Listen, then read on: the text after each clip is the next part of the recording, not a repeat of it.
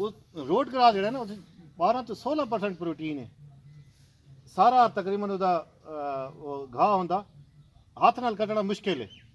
लेकिन मशीना पेट्रोल वाली हैं है ना उस अगर खुश करके खवाते रहो बेहतरीन उसते खुराक है पूरे साल वास्ते उसकी प्रोडक्शन आती है और बेहतरीन प्रोडक्शन आती है क्योंकि ये है तो लिट्टी बैठे हो तो हूँ तो मान गिनो यार इसी तरह लूसन है खुश करके खवा दो बरसीम थोड़ा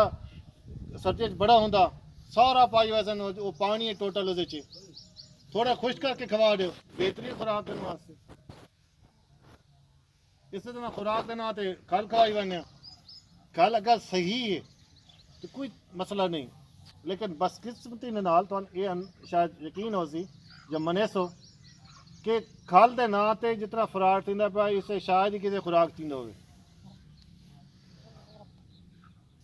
पहली गल है खल जी असान है ना सही है अगर उस फैक्ट्री के उत्ते वो जड़ा होंदा पेवा वो 4 दिन इकट्ठा रह गया तो वो हीट लग जाती है गर्म हो जाता उसकी वो जी क्वालिटी है जी प्रोटीन वो तकरीबन खत्म थी वेंदी उसके बावजूद ही असा मन गिना को ठीक है सही खल है उस तो अगे आओ जी आम तौर पर खल मिलती है उन्हें क्या किया होंगे जनाब हस्पताल वाले कपावां कट्ठियां करके जानवरों का खून या मुर्गियों का खून कट्ठा करके वो पाया होंगे पूरा कट्ठा करके वो पाया होंगे यानी कि जी और उस बाद जी मकई होंगी जी खराब होंगी जी खराब थी होंगी बारिश नाल दूसरे मसले नाल वो मिल वही है बड़ी सस्ती होंगी है वो जनाब कुट के दलिया बना के वो पाया होंगे वो जानवर क्या होंगे बड़े शौक नाल खाता तो जिम्मेदार भी बड़ा खुश होंगे कि खाता बड़ा शौक नाल पिया यार क्यों वो तो खुशकिस्मत हो कि मौके पर थोड़े जानवर नहीं मरते वरना उन्होंने मसला तो जरूरी बनता ना ये जरा साड़ू में आता बैठा ये भी खुराक अगर ठीक ना हो एक ये वजह ही ने उधर थान खराब आवन दी थाने च फटकनियाँ आवन दी ये वजह ही कि खुराक तो ऐसी खवाती जी कोई जहरीले मादे ज़्यादा हैं जियां तुम रोटी खवा दो ना कदा उल्ली वाली जी तो उल्ली लगी होवे जेह्ड़े तुस कबाड़िया को गिन के आंदे हो जानवरों वास्ते बड़ी सस्ती लभदी है खुराक है जहर है अच्छा बात उस तो बाद जिस टाइम खवाना थानू ये भी नहीं पता कि असा शुरू किने करना दाना बड़ा अच्छा जानवरों वास्ते बड़ा मोटे तीन छोटे बकरे खल या वंडा जानवरों तो बड़ी अच्छी शे लेकिन यार उन्हें ऐसा ऐसा शुरू करो ताकि उसे आदि हो वजे यकदम ज़्यादा कवैसो मसले बन सके जेडे बकरियां आम तौर पर या जानवर खा वेंदे तो उन्हें रेक या मरण पैंदे या कोई तमारी वेंदो से ये तो खुराक ना मरते क्यों हैं उन्होंने अगर आदि करे सो तो कोई मसला नहीं थोड़े थोड़े खवा के आदि करो खाल खवाते बैठो वंडा शुरू करना तो खाल यकदम नहीं ख़त्म करनी थोड़ा थोड़ा वंडा मिलाई जाओ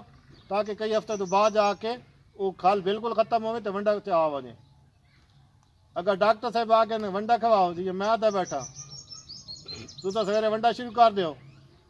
यकदम ही खाल छोड़ के दुध तो घटा वैना तुस सानू आखना डॉक्टर साहब तो बड़ा सानू गरू जरा ने बेस्ता करवाया दुध आया कोई नहीं उन आदि जब तक न करे सो कोई ना ठीक चीज़ खुराक जड़ी भी है उसकी ज़रूरत देखो छोटा कट्टा है जवान है गब्बन है खाली है उसकी खुराक देखो इसकी खुराक के इनके से चाहिए सारा कोई फ़र्क ही कोई नहीं सारा तो गल इतना आके ख़त्म होगी सानू ये नहीं पता बेट ने कितनी खुराक खवानी तो मज ने कितनी खवानी थोड़े शौक है ना